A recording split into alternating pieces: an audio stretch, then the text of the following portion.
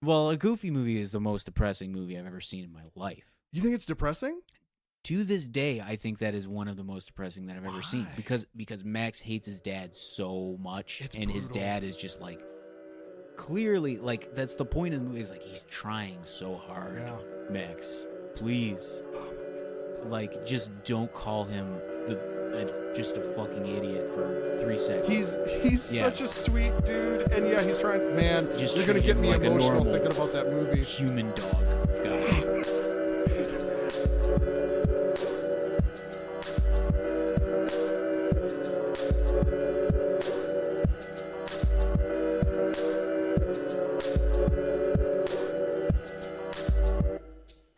Welcome. This is Monsters Conquer the World. Hello, I'm Matt, and I'm joined by Ralph. and we are here to talk about Ghidrah, the three-headed monster. Ghidrah sound. I'll edit it in. Go ahead. Like that. Yep. It is a 1964 film. It is the 5th entry in the Godzilla series, and it's our first episode, Ralph. Oh, this is gonna be. This is it. Yeah. It's his history. This is a thing. So, Ralph, I picked this film for a few different reasons. Uh-huh. It's notably not the first Godzilla movie or the first giant monster movie. So it's like, Matt, what have you done? But there's a few reasons why I went with this. The biggest one is because Godzilla King of the Monsters is coming out soon, and I look at the trailer for that and I see, well, you got Godzilla, you got Mothra, you got Rodan, you got King Ghidorah. Yep. And then I think like, well, hang on. Ghidrah the three-headed monster has got Godzilla, Rodan, Mothra, King Ghidorah. Mm-hmm. Holy shit, are they kind of sort of remaking this very good movie from the 60s? So yeah, I want to talk about it. It needed to be remade. It's also very good, but needed to be remade, you know? It is a Japanese monster modern, movie from the 60s. So yeah, it didn't age like the finest wine in the world, but I did fall asleep the first time, but I went back the second time, yeah, and I didn't fall asleep, which means that it was good. That's it. And that's a podcast. There We're done. Thank you. Wrap it up. Good work, everyone. Okay, contribute to our Patreon. Hang on. I want to say some more We things. don't have a Patreon There's a set lot up. more things I want to Don't say contribute about... to our Patreon. It's No. not set up. Well, I mean, do. Please do that. Anyway. The other reason I wanted to talk about Ghidrah is because it's a major turning point in the franchise. This is the first time Godzilla doesn't lose. All the other movies prior to this, he's either killed or defeated outright. And in this, he's not a villain. He's like fairly chill in this. I He's think. he's a fucking bonehead. Him and Rodan are dickheads, and I love that. Yeah, he like destroys one ship. Yep. And then he just like hangs out, and then he and Rodan fight a little bit, but then they're like, oh, I don't know. They're All like, right. like brothers or like, you know, like playing around. Yep. He's just a fucking goofball in this. He's a ding dong, and it's at least in my book, the comedy holds up because from King Kong vs. Godzilla through the next few movies, these are comedies. And I think that gets lost in translation. I think maybe Western audiences didn't get that these are funny on purpose. I mean, there's definitely a lot of humor in it, but I don't know if it's fully like a comedy necessarily. No, that's a good like point. there's a lot of humor in it, but it's pretty. I don't know. There's some themes in there that I was trying to like parse without like about Japanese history without knowing shit about Japanese history. Right. Which is the worst thing I could possibly do. But I tried, and I don't know. I have some thoughts on that, and you can correct me later. Well, we'll get to that in a sec. Yeah. And I think I know Probably. where you're headed with that. It's not. I'm not a genius here. I'm pretty sure you had the same thoughts I did. So. Well, you know what? Actually, I'm curious now. Just throw it out there. No. We'll do it at the end. Okay, cool. We'll circle back to it. I'm actually really excited to talk about that because when it comes to symbolism and like layered meaning in Godzilla movies, I think most people are like, it's only the first one. It's only the first one. And it's like, nah, I don't think it is. It kept up. It's not in all of them. There's plenty of Godzilla movies where it's just, hey, monsters fighting is cool, right? And it's like, yes, I'll sign off on that. But there's definitely meaning in many of them. And so this is a big deal movie. It's a turning point in the franchise. You've got a heroic Godzilla. It's the biggest crossover they had done up till this point because Godzilla, Mothra, and Rodan all had their own movies prior to this. So they're all doing the big Avengers thing and crossing over. It's also the introduction of space aliens and outer space sci-fi stuff into Godzilla, which they would lean into heavily in the future. When they ran out of ideas. Or when they realized what a good idea it would be to it's just like the last, I mean, like, when you run out of ideas, you send them to space. Or when you have a creative genius like Shinichi Sekizawa writing your script. He is really good, yeah. That household name that everybody talks about all the time. Yeah. So he's an interesting cat. I like his stuff a lot. He gave us Minya. Yeah. He gave us Mechagodzilla. He, in general, his approach to giant monster movies is to make them fun. Because you look at something like the original Godzilla or Rodan, they're horror movies and they're pretty bleak and they're pretty like creepy and good. But you can't do that forever. You would run out of gas even quicker. You need somebody like Sekizawa to come in and say, let's keep this fun. Let's keep this lively. And I don't, not to interrupt too much, but it just kind of occurred to me that like it makes sense that he would add a lot of humor and playfulness to these creatures like fighting with each other because I mean, that might happen in nature. Yeah. Where you're just like, to them, they're not huge. They are the same size, basically, and like they might not necessarily want to kill each other. They just might want to assert dominance over each other. And a lot of times when aminals fight, they want to say, "Okay, I'm better than you." Yep. And they'll just like wait until the other animal is down or like otherwise like a dog or something would just be like, okay, they're inert. And then they'll be like, okay, well, I guess I won. Like, I don't have to murder you. They're scrapping. We murder each other. Yeah, but that's they're a just human like, thing. Yeah, but it's just, I don't know, it occurred to me that like, yeah, they might be fucking around and just like get up and be like, all right, well, let's go do some other stuff. Right. I think you nailed it. The injection of humor in a strange kind of way makes it feel more at least to me. Yeah. To me, comedy is the genre. Comedy is everything. Not to, like, well, I don't know if that's a weird thing to admit, but when it comes to stories and storytelling, comedy is my fucking foot in the door for everything. And I think life is funny. And I think injecting humor into these monstrous characters, it fleshes out their personality. And in a weird way, it makes it feel a little more real or at least more relatable. Well, yeah, absolutely. Everything can be found to be funny if you are a disgusting person. But thanks, Ralph. Yeah, no, this is there's not tons every of single there's tons thing of is funny. obvious, very good humor in this. Yeah, and there should be a little in everything. I think. Because I think like I those think are always the best movies. Like even the best serious movies, there's like a little something to like pick you up occasionally. Yeah.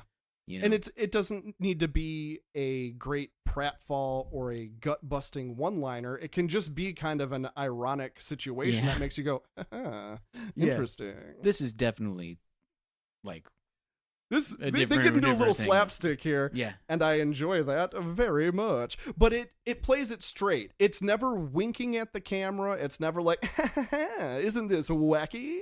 Yeah. It does play out like very naturally. Like this actually would occur. Like this is exactly how this pratfall would happen. It just seemed like a bunch of animals screwing around, and like you're just watching these animals mess around and they're doing funny stuff. Yeah. to them it's very serious. Oh, it's deadly serious. To you, it's the funniest thing it's you've like, ever seen. What are they doing? Yeah. And the whole idea of it's why cat videos are funny, because they don't care or know it's that you're watching. It's life or death for them. Yeah. They think they're the smoothest, coolest ever. And yeah. I am certain that Rodan thinks he is the coolest and smoothest ever. Yeah. And they didn't care that we were there, that we were watching them. They don't we're give tiny. A shit. We're nothing. We're kind of oh man. We'll get to this later, but one of my favorite things in this whole franchise is when Mothra tries to have like a summit with them and reason with them, and we get to hear their inner thoughts, and it turns out they're just big dickheads. I love it. Yep.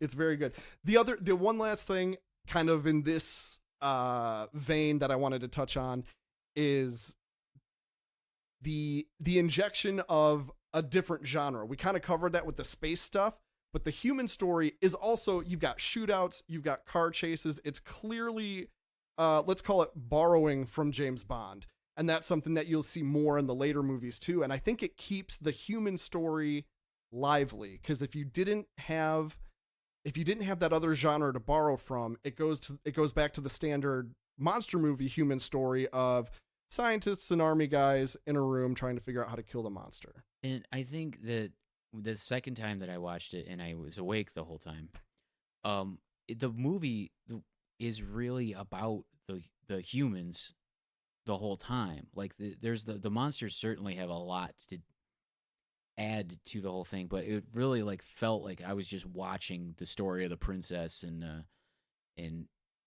or the lady from Venus or whatever you want to call her. But like, yeah, it was about the humans and not as much about the monsters. Right. The monsters were like forces of nature that, say a tsunami happened or something like that. It would basically serve the same purpose as, Rodan coming. Right. And that's a really good point. It's at this point in the series, the human characters understand, like, these guys are going to do whatever the fuck they're going to do, and we're just going to try and live our lives under them. Right, like, we can't do anything about it.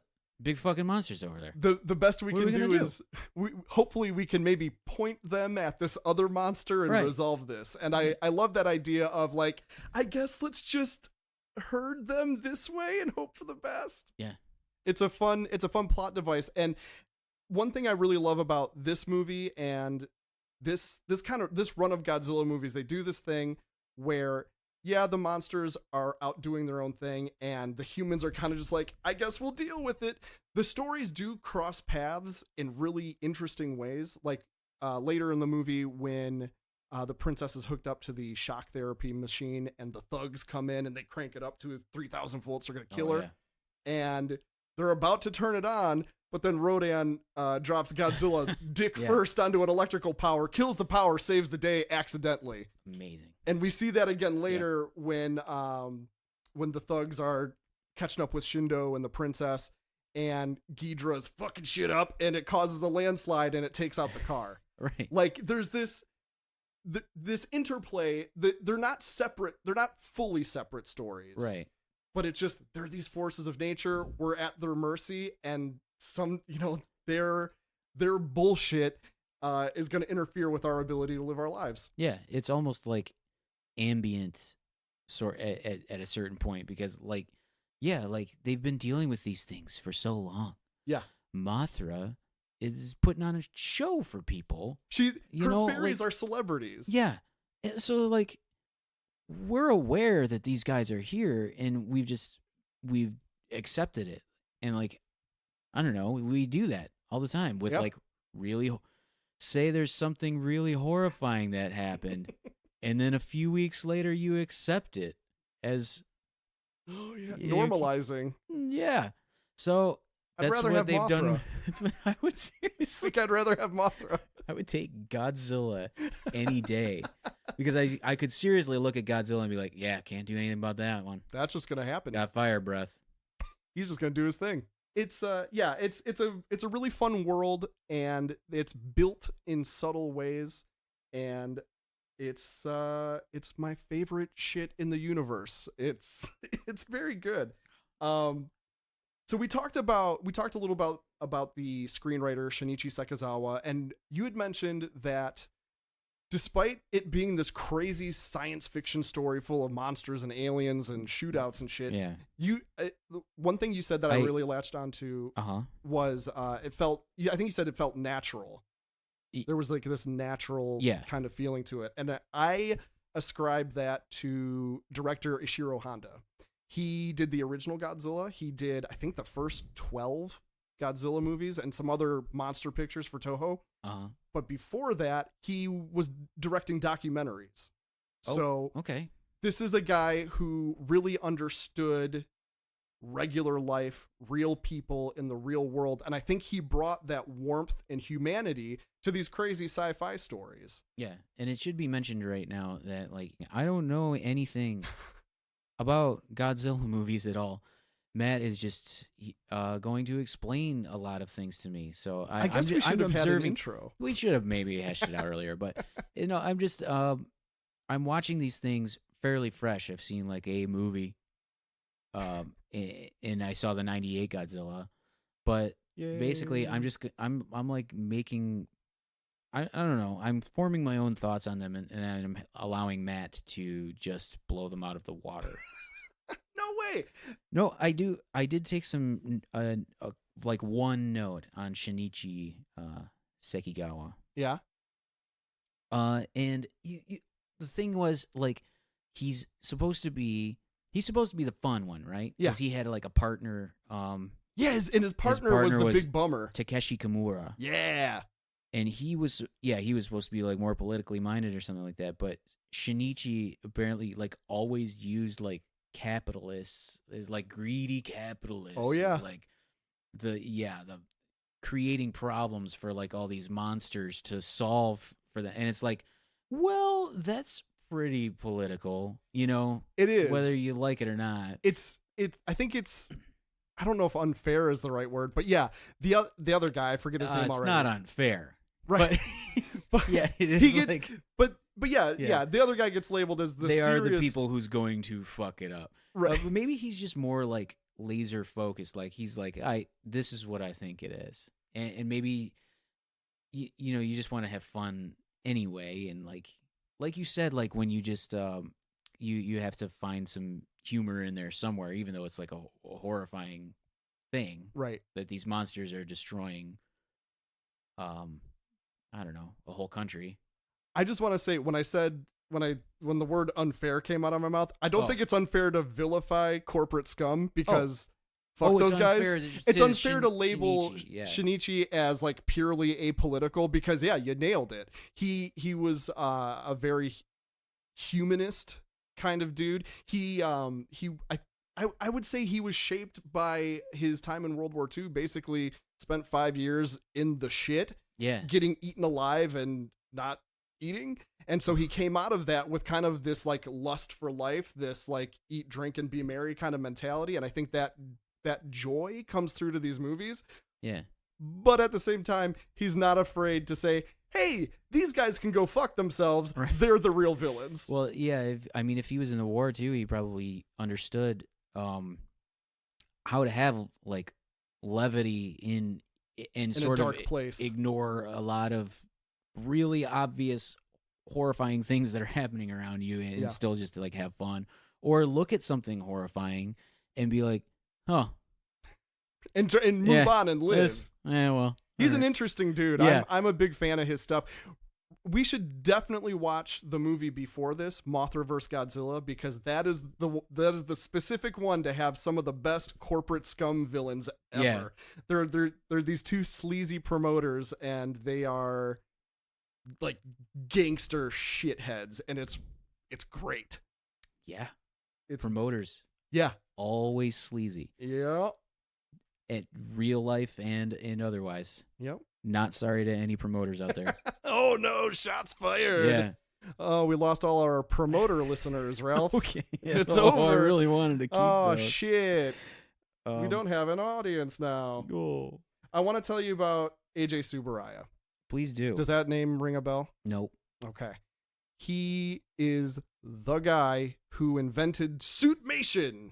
Oh. Is suitmation a thing you've ever heard? I'm going to guess it's where a guy puts on a suit and waves his arms around. That's a big part of it. Okay. So when they made the original Godzilla, King Kong is the hottest shit ever. Everybody who makes special effects movies has a boner for King Kong. The movie actually holds up and is a good, crisp monster movie, and is part of why Godzilla even exists. There was a theatrical re-release of King Kong in 1952, and it made fucking bank. Toho saw that and was like, hey, we could make a monster. Okay. And they recruit AJ Subaraya, who prior to making monster movies made propaganda movies. Ooh. Right. Not great. But his miniature like fighter jets, the aerial combat footage that he did was so convincing that the Allies bought it under the impression that it was actual footage of like actual exercises. Well, they were really dumb back then. Or it looked really good. It did. I'm sure it did. Yeah, so they say, all right, AJ, we're making a monster movie. It's, I think at that point it was still just called G. They didn't have like a set name for it. The development of the original Godzilla is interesting. At one point it was going to be a big octopus. Oh, wow. Right. Yeah, a little different. But they're like, okay, here's this movie. Make a monster for us. And he's like, oh, I'm a big King Kong fan. Let's do this shit in stop motion. And then he kind of did the mental calculus of how much time and money that would take. And he's like, oh, that would take me like 7 years. Ugh, and we got 6 months. Put a guy in a suit. And the rest is history. Like a whole genre of movies and TV, like birthed from his like quick thinking and ingenuity. And I fucking love it, Ralph. There's something so magical about a team of folks building an intricately modeled and designed miniature city, and then making a bitchin' monster suit that an actor can put on and act. He or she can emote, use their body language to create a character, and then also, stomp the shit out of that city. And also they're going to shoot live fireworks at that guy. And also they're going to put him in like a 30-foot pool of water and hope he doesn't die. It is weird how much more, how much easier it is to react to a guy in a suit very obviously stomping on some buildings and sparks flying up. I react to that more than a CGI monster, traipsing through New York or something like that. Like, it just doesn't look like anything to me. It's not even that it looks real or fake. It's just like, oh, okay. Well, I guess, but like you see a dude in a suit. There's something visceral about it. There's something completely different. Like, I can understand that is at least a real thing that is occurring in front of me. Exactly. Yeah. Those are all things happening live and in camera. Yeah. Versus, even if you go back, again, to stop motion and Ray Harryhausen, that stuff looks great, but it's not alive like guys in suits are. Yeah, it doesn't look right at all. It doesn't look natural or. It's harder to get a performance out of a puppet or a CGI model. Right. And, well, I guess I don't know, I shouldn't even say that, because that was terrifying to people at the time. Just like the stop motion claymation stuff that looks terrible to us. Like, people were like, oh no. I want to throw it out there. I don't think I love stop motion animation. Yeah. King Kong was stop motion, and that's a performance. That's a character. Yeah. It's a mixed bag. I don't want to say suitmation rules and stop motion sucks. I actually love them both, but for very different reasons. Yeah. I get that. I personally think that stop motion just doesn't look like, it's creepy to look at, but I don't look at it and go like, oh my God, it's a monster. Right. I'm like, it's a claymation, and it's creepy because you can see the frames, the herky-jerky kind of that's movement. All. It's just kind of uncanny valley sort of stuff. Well, maybe we should watch some Harryhausen stuff. Maybe we should. That might scare the pee out of me. Well, I don't know if it'll. I don't know if any of these are scare me. Scary to a please, Matt. Scare me with your stop motion With the 7th voyage of Sinbad, Ralph's gonna piss his pants watching Clash of the Titans. They're fun. Oh no! Here comes the Kraken. Not the Kraken. Oh, special guest Don Knotts. Oh yeah, there he is. You know what? I realized I was so excited to talk about AJ Subaraya. Like we got your intro in the bag. I didn't give myself an intro. An intro? Like, yeah. Like your familiarity with the genre. I'm just like, oh, let's fucking talk about it. But so I run a blog called Monsters Conquer the World, and I've been at it for 4 years, and I write stupidly long reviews of these movies because I'm obsessed with this shit. I've been obsessed with it since I was a little baby boy, and there's something primal about, I don't know, man, still as a 35-year-old man, if I'm spacing out and daydreaming, there's like a 90% chance I'm thinking about a giant pissed off dinosaur suplexing a robot from outer space through the Empire State Building, because that's my favorite shit in the world. To me, that is the height of fiction. The ultimate in storytelling is these big weird monsters beating the piss out of each other and us scrambling, human beings scrambling underfoot. There isn't anything better. Like, you know what I mean? It's just the peak of storytelling is probably exactly at that level of goodness. Thank you, Ralph. You know what I'm saying? Thank you. I really appreciate that. I can't say that there is anything better than that. Oh man. That really does. There's a lot of stuff worse than that. Yeah. Can't say that there's anything better. Finally, somebody agrees with me. Yeah. There was part of. No, but I believe that because when I watched this movie, it felt like there was a lot more to it. Yeah. Than just the monsters suplexing each other or whatever. Right. But also you get monsters suplexing each other. It's kind of the RoboCop effect, right? You have to have everything in there, yeah. Where you can watch it and just enjoy the spectacle, but there is also like a heart and symbolism and a thought underneath it all. I think that's what I was getting at very awkwardly. We actually have been talking a lot longer than this has been a proper show, so my brain's starting to go. Uh-oh. But anyway, where were you in your next thing? In our next thing. Oh yeah, so I like to talk about. So the reason why I mentioned Sekizawa and Honda and Subaraya is because these are the guys who created the original Godzilla. They're the founders of this whole thing. And one important piece, actually two important pieces of that puzzle that are in this movie are the composer, Akira Ifukube, who of course did the original Godzilla theme, the brum, brum, brum, brum, brum, brum, brum. And he did a ton of these movies. He scored a lot of the Toho monster movies, including this one, which has a really evocative score. It's very fitting because it's still that thundering, monstrous sound, but it's also tinged with harps. Did you notice the harps? Yes, and I also just had one note by itself. This is music so much better in the Japanese version than in, because I watched the English dub. Yep. And then I watched the Japanese version after. It's a totally different. Some scenes are totally different. Yep.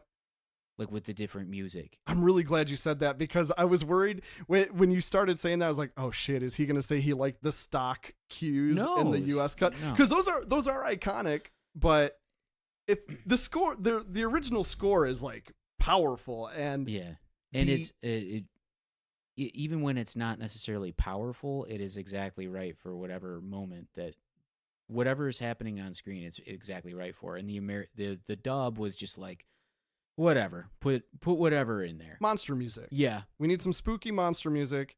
Like the scene I that keep jumps thinking out of when they're walking through the forest and they find and it's just wrong. Yeah, it's like it's a stock cue that they used in Ren and Stimpy a lot. Like that's how I know that piece. Well, right. And it's like, what? They're just walking through the woods, guys. Right, but the original music sort of like made you more interested in the scene. Like it made you more interested in what they were actually doing. It plugs you in.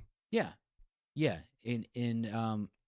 I mean, that's the kind of thing like that music can bring about like a sense of wonder in you, and you like look at the screen harder. Yeah. It's just what it's there for, you know? Anyway, music is like 50% of a movie. It's crazy how much it drives your emotional response to a movie. Mm-hmm. It's really important for this movie, I think, because it is this big apocalyptic spectacle, but it's also there's I've never said this phrase out loud, but I think about this phrase a lot, and I think it applies to but this I movie. type it a lot when I'm texting, and then I delete it. Yeah. This isn't it's just kind of silly. I think of this movie as a wonderful fantasy. Oh, okay. That's the phrase that comes to mind, and specifically the inclusion of the harps. Yeah. You've got this, this bombastic, brass stuff, and then you have somebody going crazy on the harp, and I think that's so perfect because that sums up like, okay, we got to talk to these tiny fairies to get help from a bug god, and it's like a perfect crystallization of how like batshit and fun and fantastical this is. And if you compare that to the original Godzilla, which I love, it's a great flick, but that's such a bleak atomic nightmare. Oh god. And this is such a colorful, like anything can happen, this is magical kind of fantasy, and it yeah, wonderful fantasy. Yeah, I mean, at least the parts with you always get that vibe from Mothra that like, okay, this is definitely like a fantasy right now. Yeah, just we've we crossed need over. Harps Yep. When she comes around, you're like, oh yeah, here she is. There's Mothra. She's the best. The dubs too, like. I know that you like watching the dubs because you like watching the you just like watching the monsters do their thing more.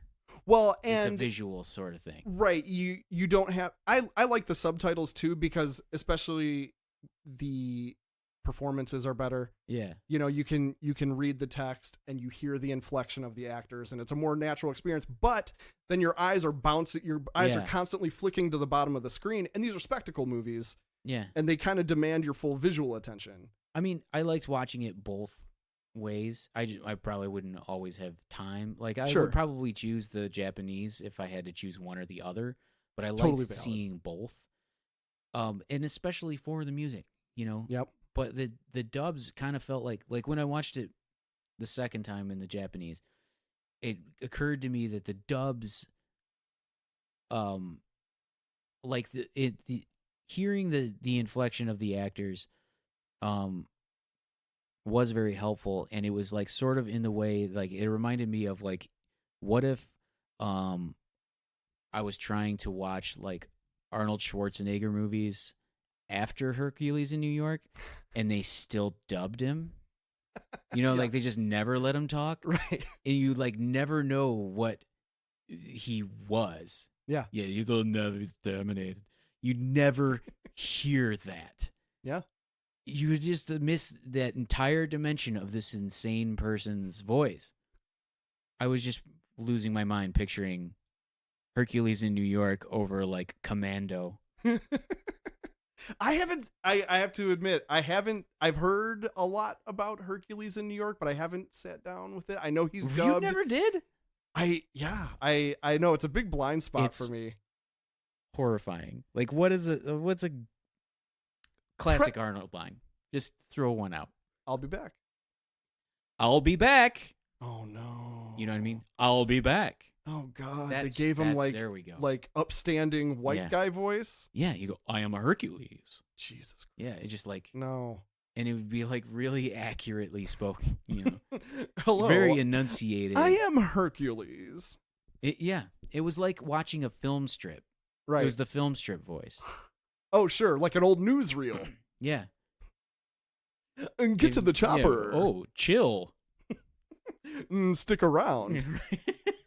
You're one ugly motherfucker. You are luggage. Eraser. Ralph, you're kind of making the opposite argument. Now I want to see all of the Arnold movies with this boring voice. Movies and Hercules from New York. So Oh, way off topic. Yeah, no, dude, tangents. I love tangents. What were we talking about? I don't know, nothing. So, final verdict on the dub. It's good, but it's not as so. You prefer the sub. music was offensively different. Yes. The audio. Oh my god. The dialogue. I'm going to start that over. The music was offensively different, but the dialogue was fine. Cool. But it doesn't matter to me that she was from Mars instead of Venus. Or well, whatever, sure. That's that's very granular. Yeah. It's weird that they changed it, but who gives a shit? It's just the same thing as like with anime, where I'm just like, I just rather hear him talk. However it was originally. Totally. And what's interesting is that this is the last movie where when they brought it to the States, they made pointless changes like with the music. Yeah. So from here on out, there are relatively few changes between the original and the dub. And the dubs stay pretty good until the 70s, and then they take a huge nosedive because there's a different team dubbing them. It's Toho's like international team, which is this like 2-bit operation, I think based out of Hong Kong. So they all have weird English accents in the 70s. We got to watch a 70s movie. Yeah, the dubs we do. are wild. Yeah. But the first 5 Godzilla movies, when they brought them to the States, like, we need to change shit. We need to cut stuff out and change the music. And it's like, it's a movie, guys. Just translate it. What are you doing? I don't know. It's weird. But the 60s, I stand by. This is an unpopular opinion. If you jump into the Godzilla fan sphere, you're not going to find a lot of love for any of the dubs. And I think that's unfair. I think the 60s dubs are solid. Oh, so like the snobs don't like the dubs? Yeah, surprise. Oh, okay. Well, I guess I'm one of those. Oh my god. Later movies, from the 70s on, subs are the way to go. But the 60s dubs, they were trying. They had actors like doing it. George Takei was in the second one as the in the dub crew. Yeah. Huh. It's fun. It's fun, Ralph. Ooh. Good. Yeah. The last founder of Godzilla that I want to talk about is actually an actor. It's the suit actor for Godzilla, Haruo Nakajima. He played Godzilla up through Godzilla vs. Gigan. Did them all in a row. Balls to the wall, crazy stunt dude. He was the fucking guy you could light on fire, and he's like, yeah, that's fine.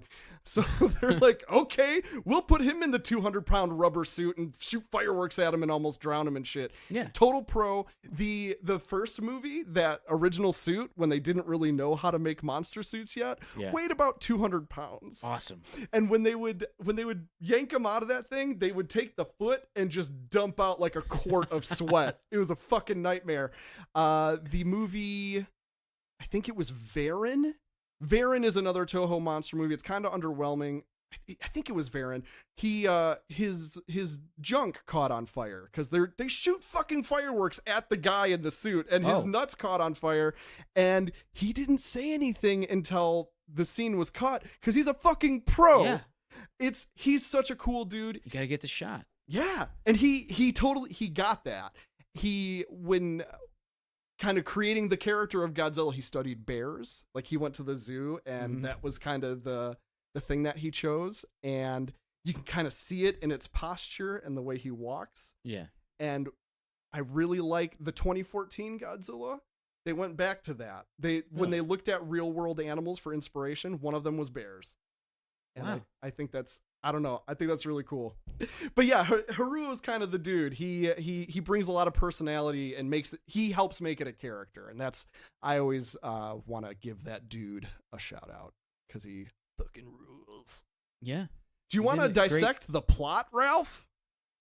Is that where we're at? Yeah. Let's dissect the plot. How you doing?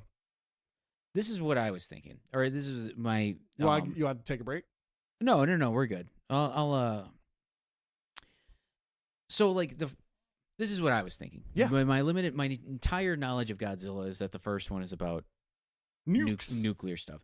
And full disclosure, I fell asleep during the original Godzilla as well. They're slow-paced movies. They are very, very, very, very slow. But, I followed enough of it and sort of halfway understood what this device was that they shoved in the water to pull all of the oxygen out. Yeah.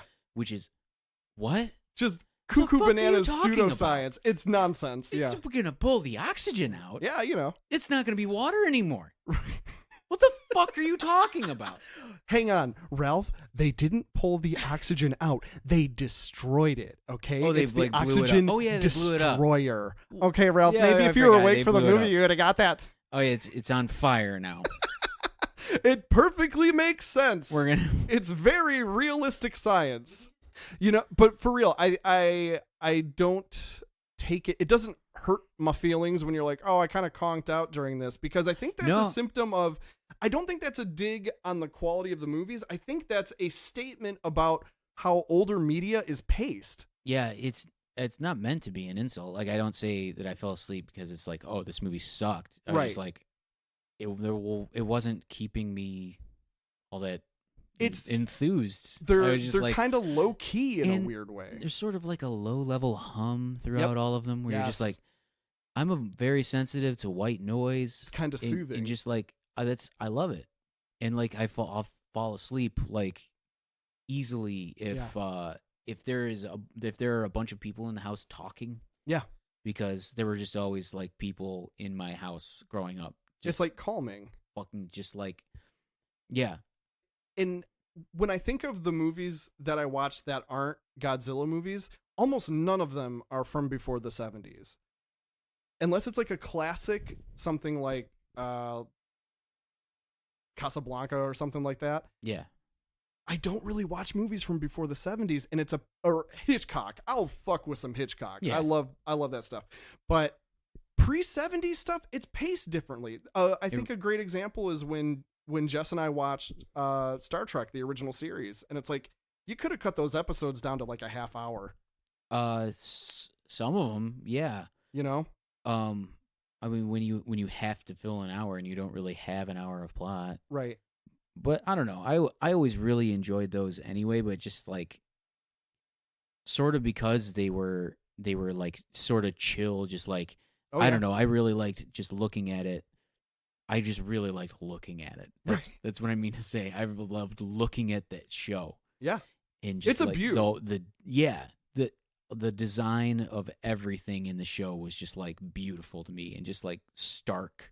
Yeah. And probably it was stark because it had to be, because it was like cheap, but it worked. They pulled it off favor. in like an artsy way. Yeah. It's very space age, and it looks intentional, and they did a lot with a little. And it's like super clean, and I don't know, I just loved it. It feels futuristic, and I didn't mean to drag Star Trek specifically. I bet though that I fell asleep during some Star Trek episodes too. It's that same thing, because I know I've done it. I've fallen asleep during Godzilla movies too. Like, for sure, it's gonna happen. There's something. It's a pacing thing, and you know what's funny is the flip side is true too. There are movies now, I would say within the last 5 or 10 years, where I'm like, this is fucking frantic. I don't even know what's really happening, or I don't have. You're not giving the characters any breathing room to develop, and you're not giving me any breathing room to develop an emotional connection to anything that's happening. Right. You're just kind of firing bullshit at me nonstop. So I wonder if it's like maybe an age thing, because like older folks love older movies. Yeah. And they say the same shit about, you know, movies that came out in the 80s and 90s. Well, and it was, I mean, it was probably like thing? True for that. Oh, it could be a taste thing. Or just what we're conditioned to like interpret as a story. I think just when you're younger, you're just like very satisfied to just take everything in, like it, whatever it is. You're just like, wow, cool. I'm just happy to be here. Right. You know, and now we just like want everything to be like perfect. Every action should have meaning. And we're like, these Avengers, there's too much. That's how I am. I mean, there's too much going on. You're not wrong. That's how I feel every time I try to watch them. It's just like, I don't even know what's happening. I'm gonna, you know, I don't want to watch this anyway. I don't even know who's good and who's bad. You know what's great about this movie? You know who's good and who's bad very easily. Oh, and this one. My thoughts on this were, okay, so Godzilla's sort of either he's meant to be like sort of literally the bomb, or he has fear of the bomb, the West. We dropped a bomb on 2 of their cities, bigger than anything that had ever happened before and since. Yeah. Godzilla's supposed to be the most horrifying shit the world has ever seen. Just unreal. So that is what I know of Godzilla right there. And then Rodan, since I've never seen a Rodan movie, you might have to like correct me on this, but it seems like Rodan comes out of the ground, right? Mm-hmm. He comes out like you got Godzilla comes from the sea. Yes. The sea at that time could be interpreted as others. Okay. Yeah. And you know what I mean? Like the unknown. Right. That would be representative of, say, the West or whatever. Like people from outside Japan. Yeah. Like And Rodan being something that would come up from the Japanese soil, like I think I did do some light reading. There was a coal mine or something, right? Yeah, in the original Rodan movie. Places that people work, like working class people come from. And in this movie, he does come up from the soil. I didn't see it was a coal mine, but that could be like Japanese like fears, like their own selves, like coming up from the soil, and threatening to destroy them, like themselves. That's how I sort of interpreted Rodan as someone who's never really watched these movies. My next note here is I'll do Mothra, because Mothra would seem to me like to blatantly be just like Japan itself as like a hopeful entity, where like everyone's super happy with Mothra, and I totally understand because I see Mothra and I get really happy. Yeah, but like their like sense of patriotism or like love, or like this one, the old Mothra's dead, right, or something. Yeah, yep. And it's a larva, right? So that could be seen as like a new Japan, sort of like that would kind of like maybe the old Japan, the old sense of like pride. Maybe those things are kind of going away, and the new Mothra would represent like a new sense of national pride, because like I was reading that around this time they were like sort of trying to re-enter the world stage as like, they were seen as not great people for a little while. Right. And they did a whole lot in between to sort of change that image. And I know in 1964, when this movie came out, they had been angling to get the Olympics for a little while. Like they were trying to make like a statement to themselves and to other people, like, we're over all of that shit. We're sorry, sorta. And we're as like much a nation of the future. In as much as a nation could do that, because like we don't all agree on shit either. But that's how I kind of interpreted Mothra.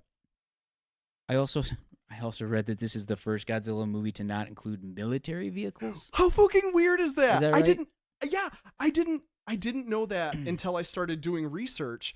And I saw that note, and I'm like, that can't be right. And then I watched the movie last night, and no shit, no tanks, no planes, no jeeps, nothing. So it blew my mind. If any of this that I am saying is even remotely true, then you've got Godzilla representing the West, Rodan representing like the fear of, or Japan's own fears, and Mothra representing Japan's own sort of hope. Yeah, pride almost. So you got Godzilla and Rodan fighting with each other. You got Japan's fear and their fear of the West, like fighting against each other, and like, it's like, and which one's gonna win? Right. And Mothra's like, hey guys, chill. Like this could be a lot better. Like, we could take on, Ghidrah would be a whole nother set of others, I guess. Right. Whereas like we all need to get together. We need to harness our fear We need to get together with the West, which is something that they were just kind of doing anyway. Right. And then we need to, put all of our love and our hope into this, like, and band together. Yeah. And work together to defeat this whatever. I honestly did not figure out, like, what Ghidrah could represent, which is the name on the damn DVD case. Right. And I didn't bother to figure out what he could be because it would be such a thorny issue at that time. What? I love your interpretation. It's insanely smart because everything I know about this movie points to it being one of the ones that doesn't really have that much meaning attached to it. Well, so your reading of it is extremely like engaging and smart, and I've not heard that before. Well, that fucking rocks. That's so good. Sort of pulling it out of my ass, but also like I did some reading on it. I don't know. But that it makes sense that they wouldn't have military vehicles in this movie because they're not trying to fight the monsters. Yeah. They're saying, hey, like, we can do this together. We can work this out and join forces. Yeah. Like, this is bigger than our stupid military. You know, like, we're like, this is how we defeat Ghidrah. Right. Which is probably communism or some shit. Well, the one thing that I know Japan does not like communism. Right. The one thing I've heard about Ghidrah, and this is probably a stretch, is that he potentially represents anxieties about China entering the space race. Oh, that makes some sense. That's always been the only meaning I've pulled from this movie is like, ooh. Well, yeah, a country like entering the space race is sort of like a country that wants to enter, host the Olympics, like right. Japan wanted to at the time. It's just like a broader statement of intent, like we're technologically advanced. That's what they were trying to say, you know. And like with us in Russia and our dicks swinging over like space race shit, it was just. There was no point. Right. Why would we go to the of course there's Cold things War madness. There's things to learn from going to the moon. Yes, it's very valuable. But at the same time it's like why the fuck do you want to go to the moon so bad? And why? It's just because someone else is doing it. Why is it a race? Right. And why are we racing to the moon? Let's just get there. You can get to the moon second. Let's help each other get there. It's super impressive. Yeah. It's an amazing achievement. I've never been there. You haven't? So no. It's nice. It would be impressive if I went. Yeah. Even if you went first, right? It'd be less impressive. Well, to you. What?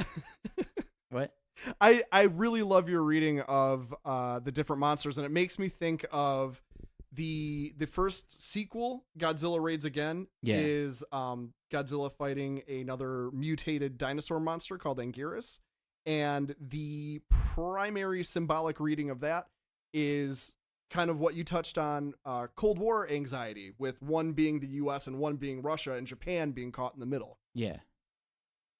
I mean, yeah. I don't know. That makes sense. That was something that was weighing on everybody at the time, right? Yeah. I mean, you'd think. Yeah. And I think whether it's something that was handled up front story-wise, it's something that would be painting everyone's expectations and kind of the mood of the audience watching it. And that's like back to what we were talking about earlier with like the monsters kind of being a force of nature that normal people like Princess of Selgina or whatever you would say, they're just sort of ignoring it. It's just like, yeah, those guys do their thing, they kind of fight and whatever, we got our own problems. And I mean, I saw the princess as like just like she's supposed to be like this monk-like character where what did you make of the fictional nation of I think Selgina?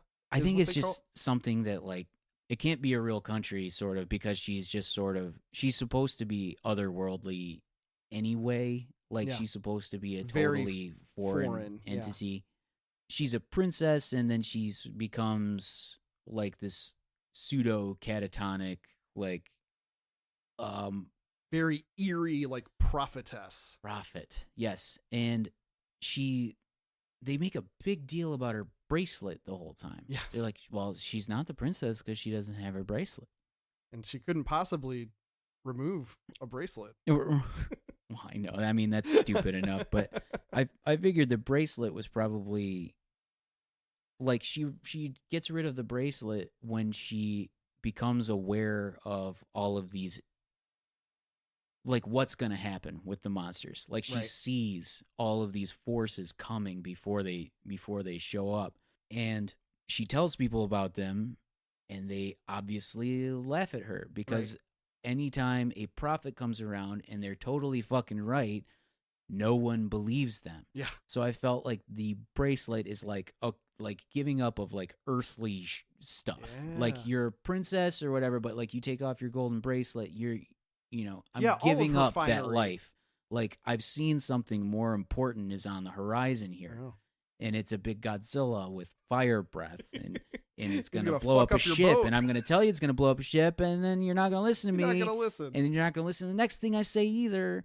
But it's like no matter how many times throughout history that these things occur to us, we never listen to anyone. Yeah. When they say, like, look, we need to disrupt your lives a little bit for a little while so that we can take care of this. Everyone's like, no, you fucking idiot. Status quo forever. Everything is fine today at this very moment. So it's going to be like this forever. Right. And I don't know, that's how I saw the princess being just like the prophetess. It's a very classic like archetype. It was a Jesus thing, sort of. Yeah. I mean, not really. Well, less Jesus and just more the literary tradition of an oracle who is ridiculed and not listened to. Really, and super fucking right, like cursed with knowledge. Yeah, because it's not like she died and came back, but she did die and come back. Sorta, yeah. Yeah, she fell out of a plane, which would kill me and you.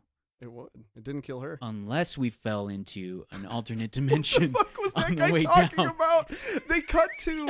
God, I love that. The movie turns into a Wes Anderson movie for a second, and they cut to the UFO specialist. This weird one shot. This man perfectly centered with a globe next to him in a pointer. Did you see the little spaceships hanging up in his room? No. They are, so there's little UFOs in there because he's a UFOologist, and those are actually props from an earlier Toho alien invasion movie called Battle in Outer Space. Well, that's a nice tidbit. There you go. But what the fuck is the point of that scene? Oh, well, she must have fallen between dimensions, doop-a-doop. And there's no payoff to that. It doesn't explain anything in a meaningful way because that's not what happened. Aliens saved her. So we just cut to this guy who talks to us for 15 seconds and is wrong. It had to be. They wrote the whole movie. They shot the whole movie. And someone watched the movie and said, "Why did she live? You can't just fall out of a plane and then show up somewhere a week later." Right. Like, so they had to reshoot, or just call some guy. It's for the dummies in the audience, they just call some guy, be like, "Well, it's she fell between dimensions." How is that easier to understand than aliens saved her? Well, I don't know. I'm not smart enough to understand. I love this movie, Ralph. Even that dumb part that makes no sense. It makes me so happy when his stupid face shows up. I can't understand that, and I can't understand blowing up oxygen while it's in water. That's basic science, Ralph. You need to go back to school if you don't understand that. And then you're just left with hydrogen. What could go wrong? Okay, so Matt, would you recommend this movie to yes, the average viewer like myself? Hang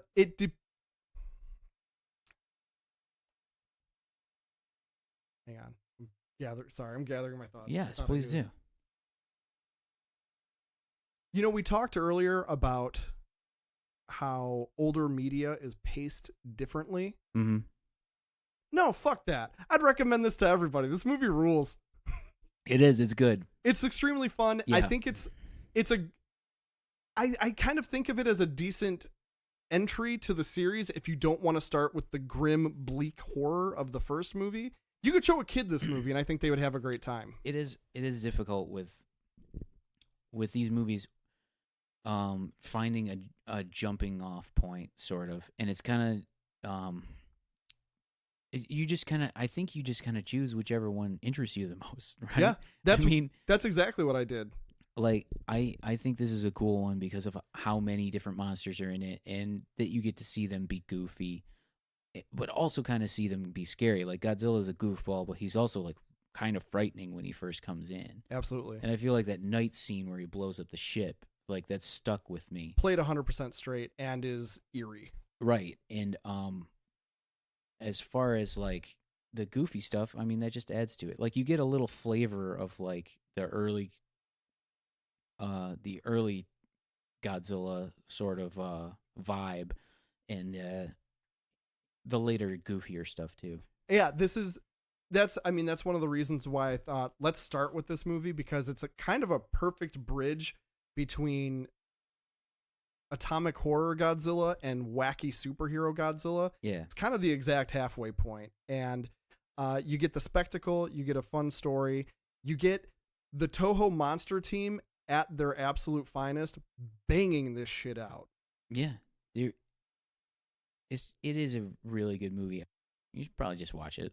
You know, even if you only watch it one time. Absolutely. Plus, the new movie being tied to it, like, this feels like really timely. Yeah, to do it, you know.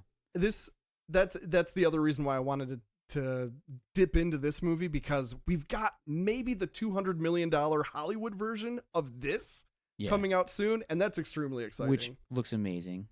It looks nuts. So what you do, I think, is you watch this movie, and then you drop everything else in your life, and you go see Detective Pikachu, so that you can see the trailer for Godzilla and get excited for Godzilla. That's a perfect formula. Yeah, it is. And you get to see Detective Pikachu that way. Hell yeah. Is absolutely, like, win-win. Yeah. Win-win, and then another win. Win-win-win. Right. And then you go see Godzilla. Yeah. Yeah. So, all right. What you want to plug the blog? No. I've decided not to. If you're here at this moment, you know about the blog. You know, or if you don't, maybe you don't. I was joking, Ralph. I definitely want to plug some stuff. Blog.